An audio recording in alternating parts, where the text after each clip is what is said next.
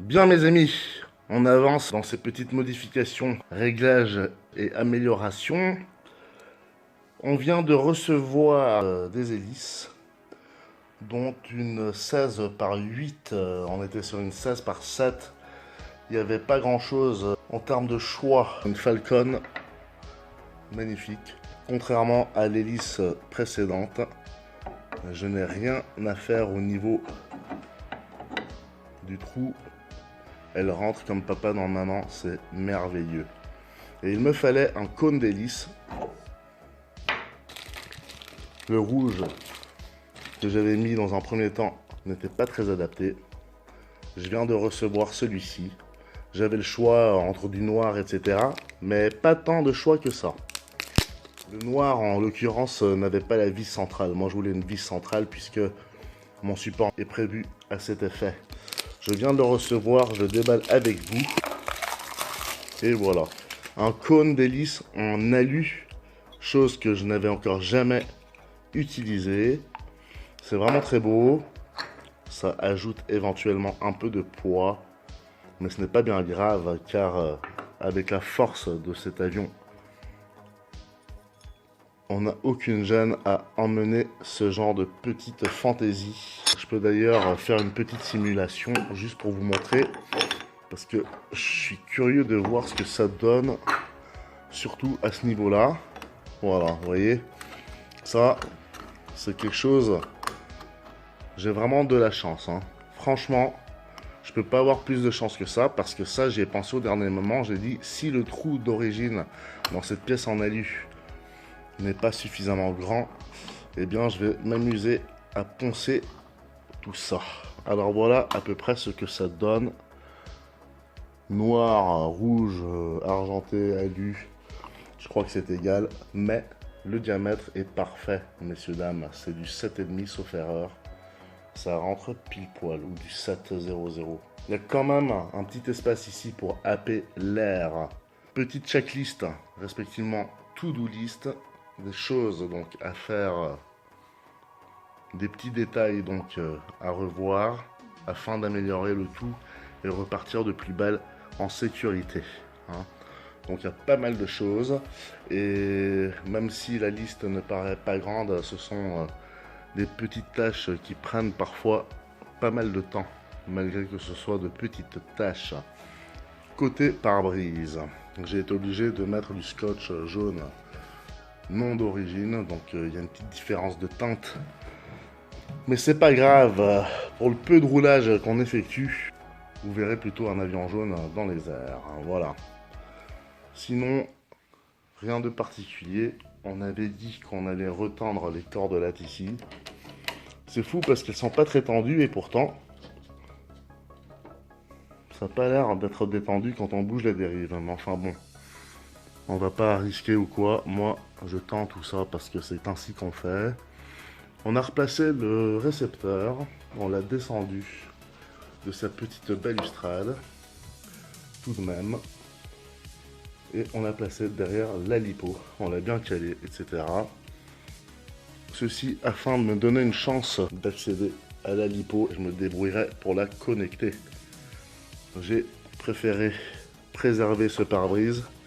Il est déjà tout abîmé, tout moche. De toutes les manières, à ce niveau-là, il n'était pas bien emboîté à force de l'enlever et de le remettre. Donc voilà, je préfère lui laisser sa forme, sa silhouette d'origine, comme proposé, et je me débrouille en ce qui concerne l'alipo. Bien messieurs, dames, on termine tout ça, et je pense que à ce stade, je peux vous dire, on se retrouve au terrain, dans un claquement de doigts. Merci, RLS 60 restez bien accrochés. Go!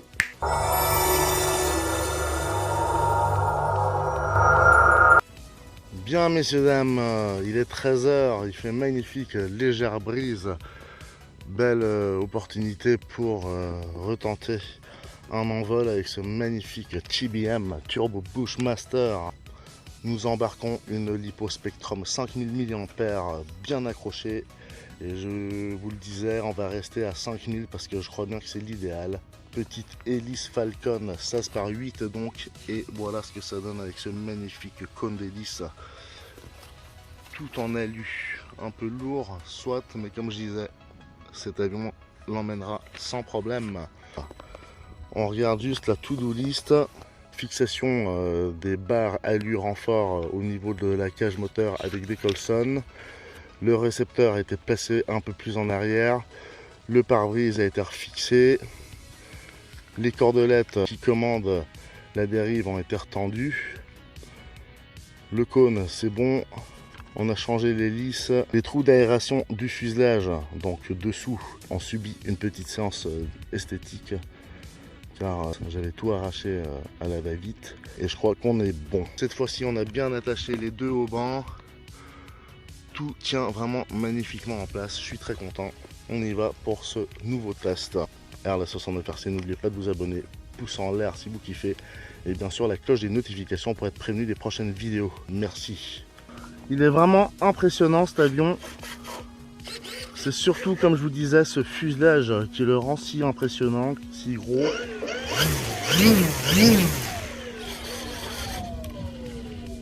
Allez messieurs dames, c'est parti pour ce deuxième envol avec ce Turbo Bushmaster de chez Extreme Flight.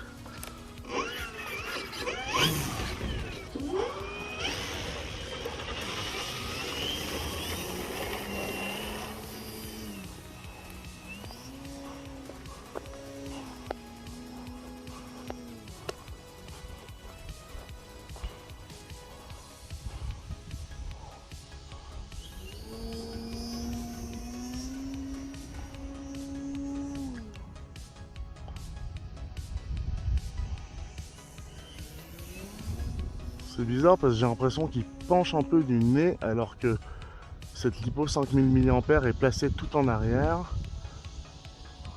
Je vais peut-être trimer un peu la profondeur.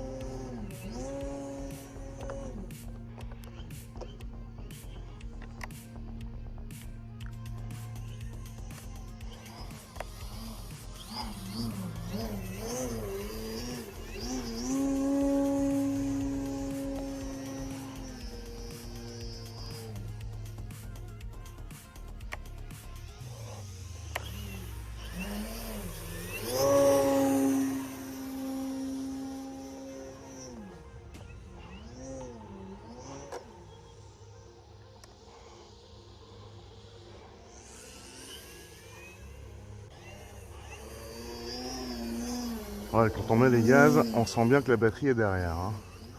Il grimpe vraiment à la verticale. Et ça ne s'arrête jamais. Regardez-moi ça. Allez.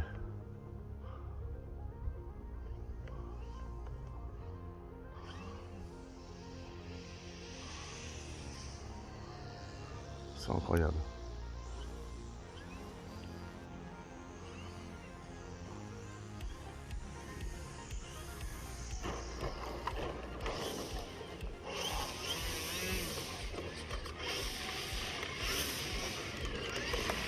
Voilà, ça c'est un atterrissage avec les flaps à moitié. Une minuterie de 5 minutes sur cet avion.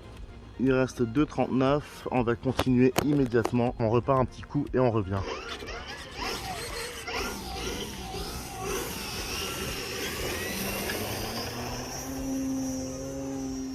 Voilà, sympa, un peu brutal. En tout cas, cette hélice c'est sympa.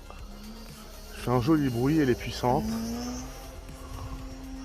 Mais c'est vrai que l'avion grimpe, hein, c'est fou.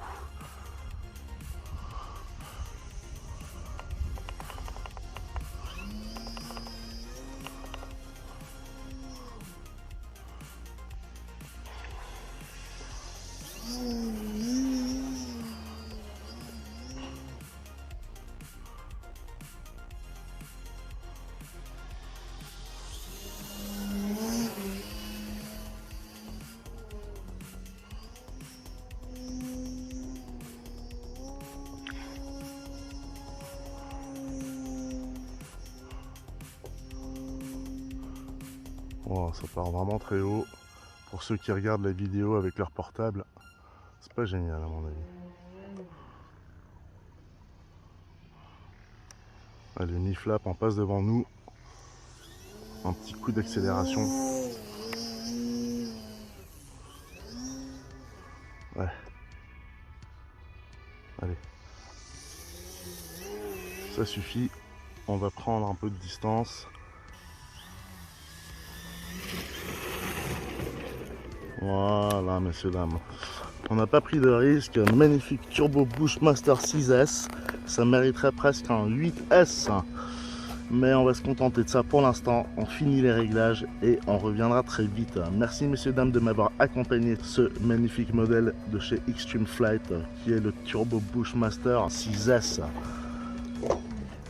On fait juste le petit test lipo traditionnel.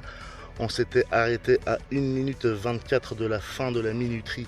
On a donc volé durant 3 minutes 30, un peu plus. Et il nous reste 44% sur cette Lipo Spectrum 5000 mAh 6S sans C. Faut dire que c'est assez économique. Un grand merci, à bientôt, n'oubliez pas de vous abonner.